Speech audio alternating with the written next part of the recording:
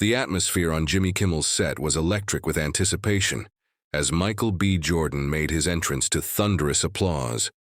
Fresh off the success of his latest blockbuster, and widely regarded as one of the most grounded and charismatic actors in Hollywood, the audience expected charm, stories, and maybe a laugh or two. But what unfolded was anything but routine. From the very beginning, there was a strange energy between Jordan and Kimmel. Subtle at first, a joke that didn't quite land, a pause that lingered just a little too long. It wasn't immediately clear what the friction was, but something beneath the surface simmered, waiting for ignition. When it finally caught fire, the fallout was swift, tense, and caught entirely on camera.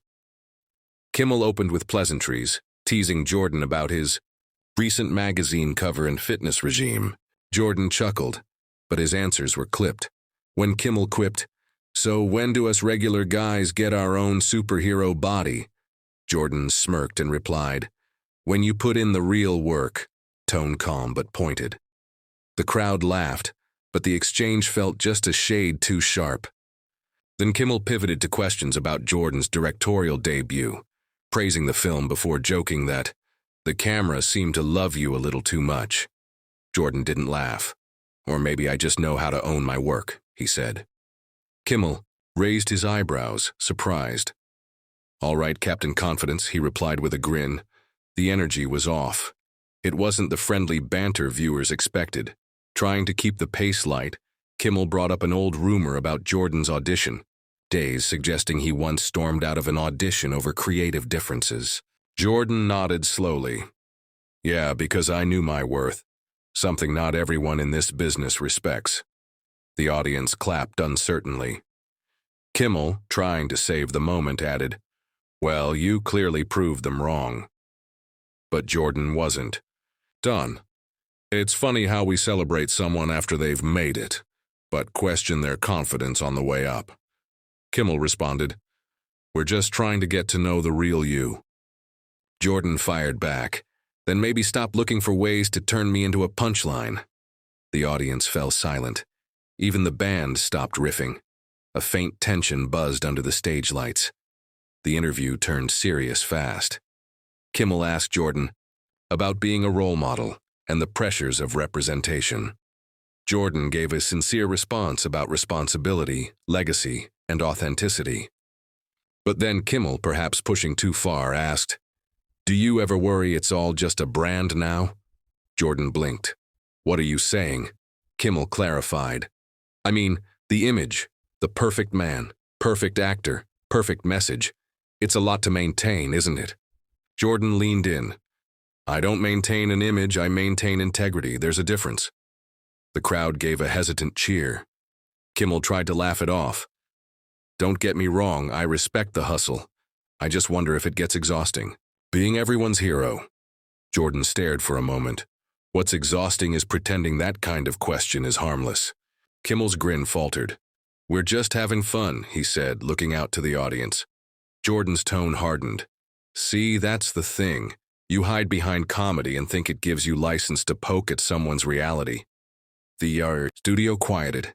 Kimmel replied, "It's not that deep, man." Jordan shook his head. "It always is." Then he reached down, calmly unclipped his mic, and stood up. A ripple of disbelief swept through the crowd. "I came here to promote my work, not defend my identity," he said. Kimmel, trying to salvage the moment, stood as well. "Come on, Michael. Don't do this." But Jordan was already walking off. A producer signaled to cut to commercial, but the damage was irreversible. The moment had gone viral before the show even ended. The internet exploded within minutes.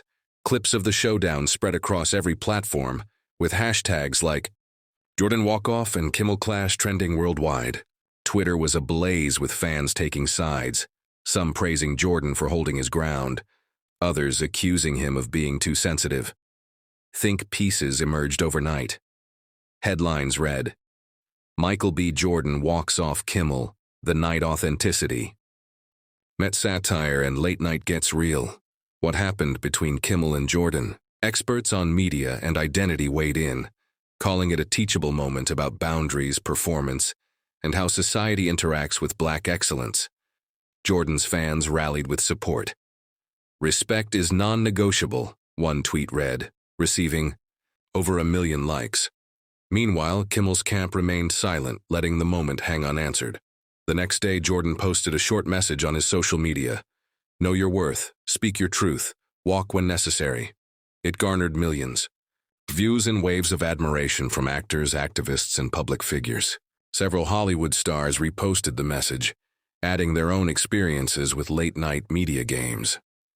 On his next episode, Kimmel tried to address the situation with humor.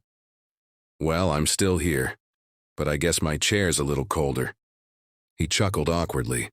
Michael B. Jordan is a talented guy. "We just had a creative disagreement." But the usual laugh track felt off, the energy dampened. Some appreciated his effort to smooth things over, but others felt he didn't take enough responsibility. The incident had already carved itself into pop culture history.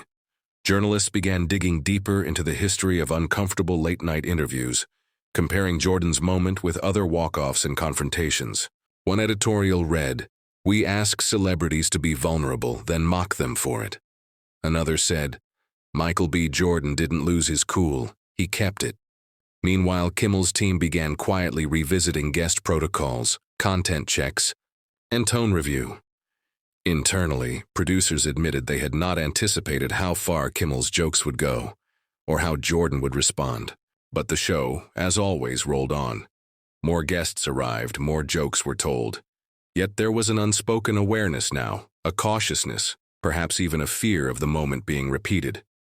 What had once been casual sarcasm was now seen through a lens of deeper accountability. In the weeks following the walk-off, Jordan returned to his film promotion, but on different platforms.